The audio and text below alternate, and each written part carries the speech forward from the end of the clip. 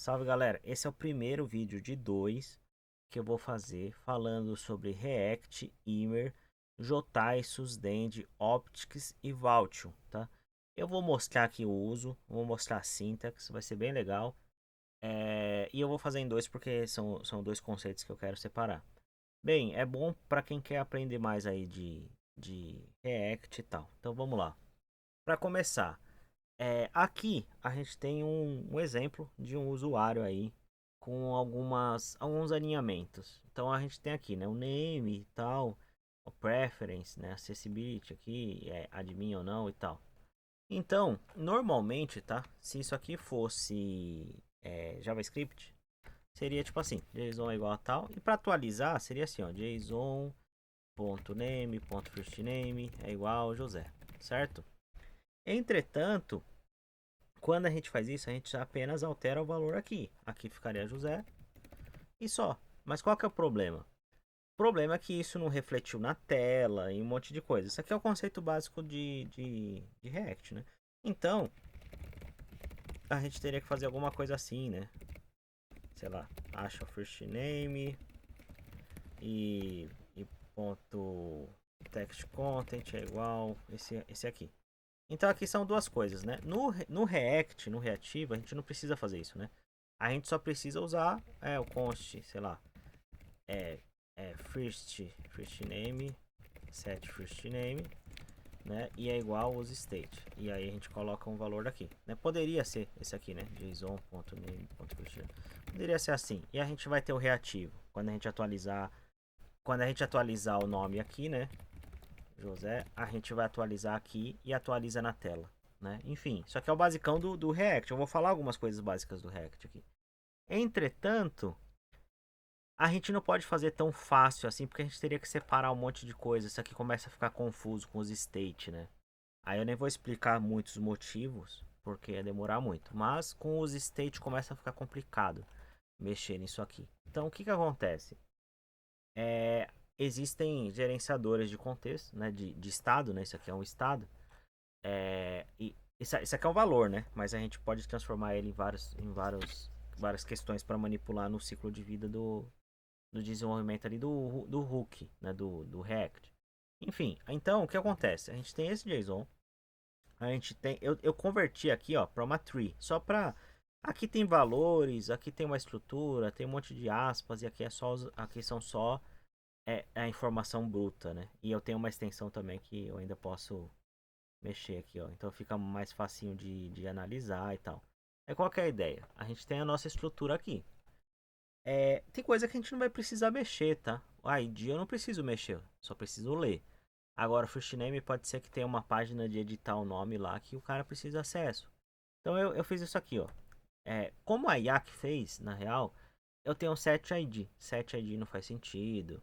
O last access aqui, a última vez que o usuário acessou, quem define isso é o back-end, né? Então isso aqui eu não precisaria. O set ID eu não preciso.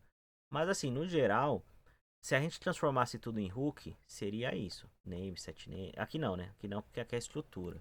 Mas seria assim: first name, set first name e tal. Seria essas coisas. Né? Aqui até poderia ser, se a gente quisesse alterar os dois ao mesmo tempo, né? Mas enfim.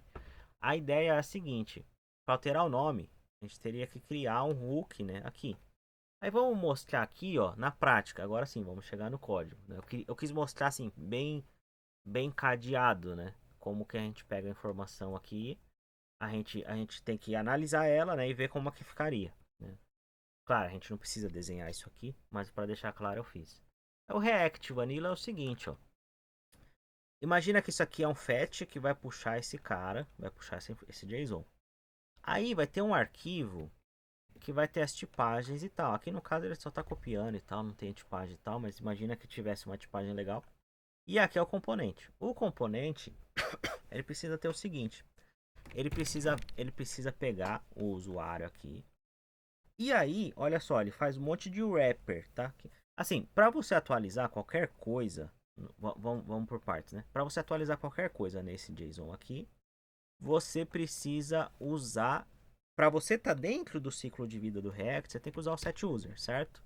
Então você cria um state aqui, ó. Os state é o hook mais simples para gerenciar o estado de ciclo de vida. Então a gente vai usar ele aqui, né? Aí, para a gente alterar o valor, a gente tem que fazer com imutabilidade, que eu também não vou explicar aqui sobre mutabilidade, imutabilidade, por que o React reconhece isso para mudar o ponteiro, atualizar, porque é muito gigante.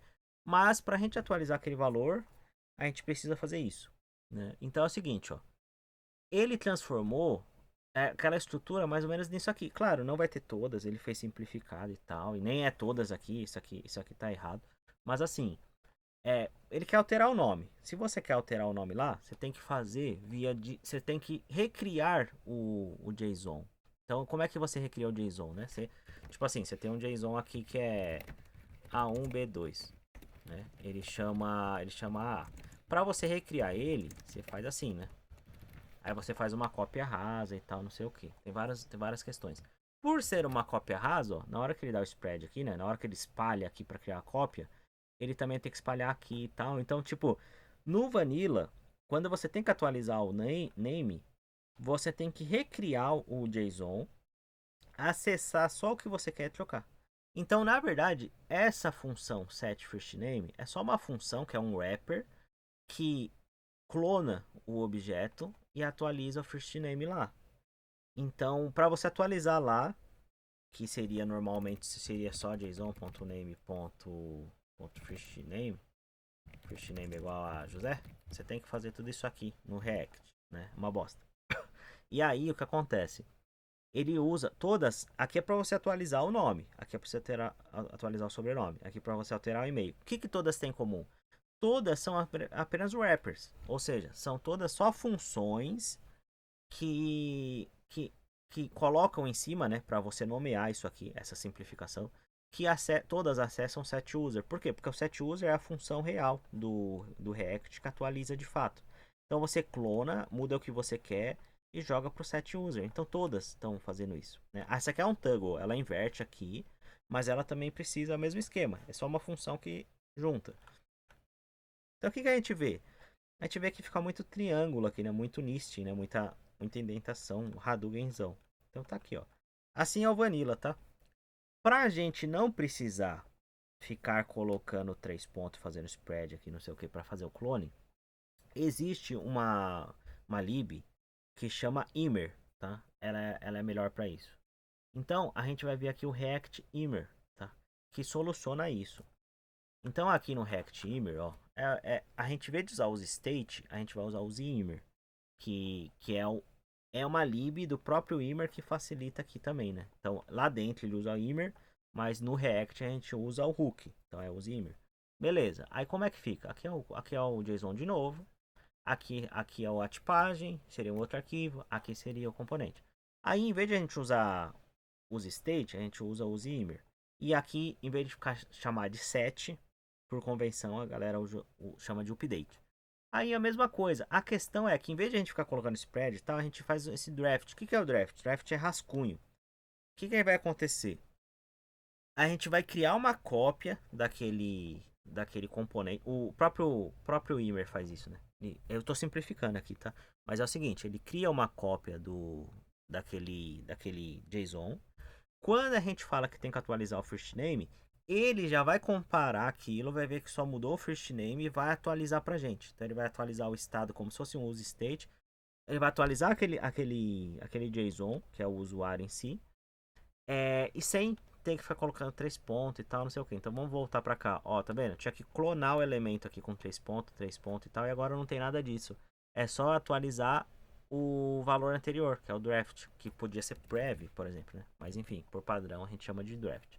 Então aqui a gente percebe o seguinte: a gente já matou a clonagem, porque agora a gente não precisa mais ficar fazendo isso, porque o Immer tá fazendo pra gente. É para isso que serve o Immer, tá?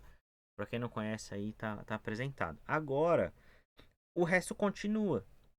Nós precisamos ainda fazer um wrapper que segura a função de set, que agora chama update, e aí a gente atualiza. Ficou bem mais simples? Ficou bem mais simples. O Immer já foi uma mão na roda pra caramba e tal. Então aqui, e o resto aqui não importa muito, eu não vou citar não, tá? Mas é isso. Então assim, a primeira parte dos dois vídeos é essa. Por que que o Ymer importa, tá? Porque a partir de agora eu vou mostrar os outros exemplos já considerando o Ymer. Então é por isso que eu vou separar o vídeo aqui.